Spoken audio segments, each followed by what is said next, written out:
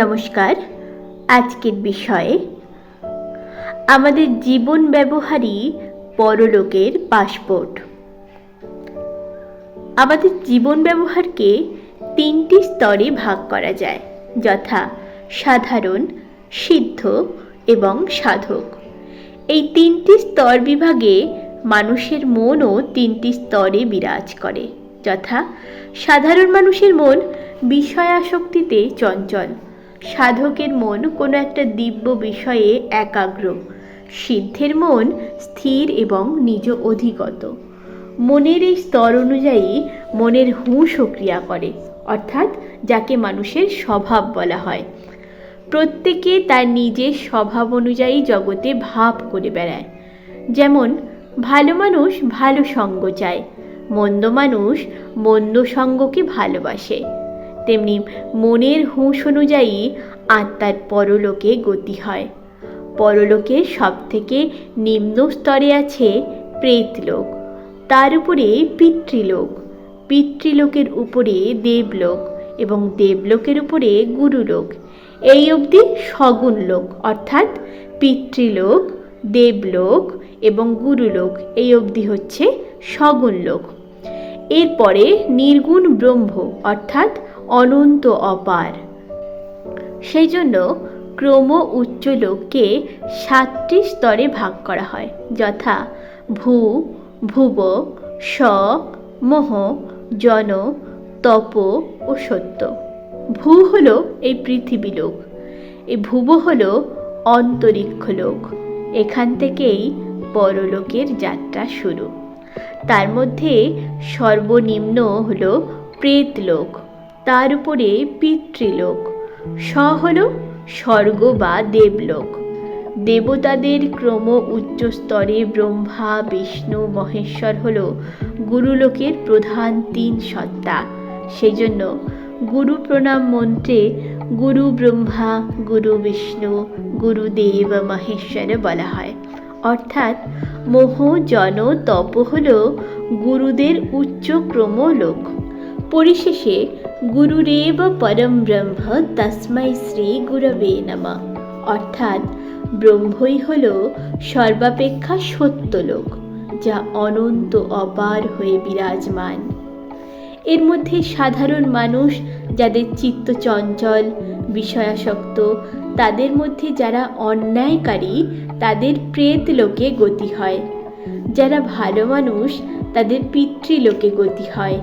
আর যাদের দিব্যভাবে একাগ্রচিত্ত, তাদের গতি দেবলোকে হয়। এই একাগ্রতার ক্রম উচ্চ আধার অনুযায়ী উচ্চ দেবলোক বা গুরুলোকে স্থান হয়, এবং যাদের চিত্ত সদা দিব্যভাবে স্থির, নিষ্কাম, তাদের গতি পরম ব্রহ্মে বা ব্রহ্মলোকে হয়। এইভাবে মানুষের মনের স্তর অনুযায়ী পরলোকেও তার গতি নির্ধারিত হয়। তবে সম্পূর্ণ নিষ্কাম না হওয়া পর্যন্ত চিত্ত সম্পূর্ণ স্থির হয় না। যাদের শুভ কামনা থাকে, তাদের পুণ্যকর্ম অনুযায়ী দিব্যলোকে গতি হয় এবং সেখানে নির্ধারিত পুণ্য ফল ভোগ করার পরে আবার পৃথিবীলোকে ফিরে আসতে হয়। এই ফিরে আসা সাধারণ মানুষের মতো নয়। এরা পুনরায় দিব্য বা যোগী পরিবারে এসে ধর্মাধর্ম পরিত্যাগ করে সম্পূর্ণ নিষ্কাম হওয়ার সুযোগ পান।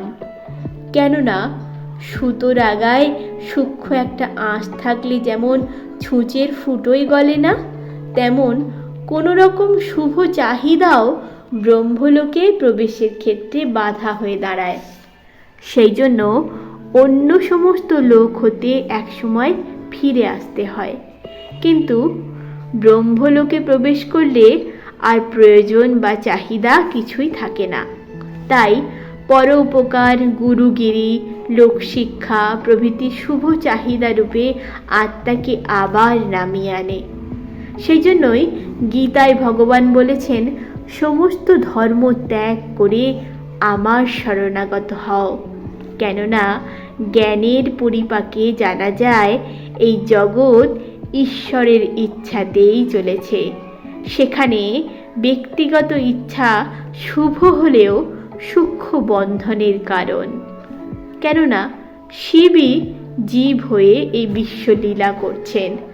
তার যখন ইচ্ছা হবে তখন তিনি সেই জীবের মধ্যে খেলা শেষ করবেন। সেই জন্য অবতার পুরুষরাও সকলকে উদ্ধার করতে পারেননি, কেবল যেটুকু নির্দিষ্ট আছে সেইটুকুই হয়। তাই সমস্ত ইচ্ছা পরিত্যাগ করে ইচ্ছারহিত ব্রহ্মে মনের বিরামই হল সর্বধর্ম পরিত্যাগ করে তার শরণাগত থাকা।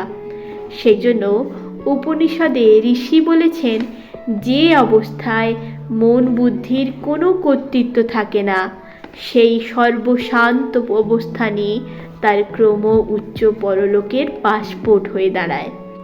যেমন চোখের জোর কমে গেলে সামনের জিনিস দেখা যায় না, তেমন মনের শক্তি কমে গেলে উচ্চলোকে প্রবেশ করা যায় না।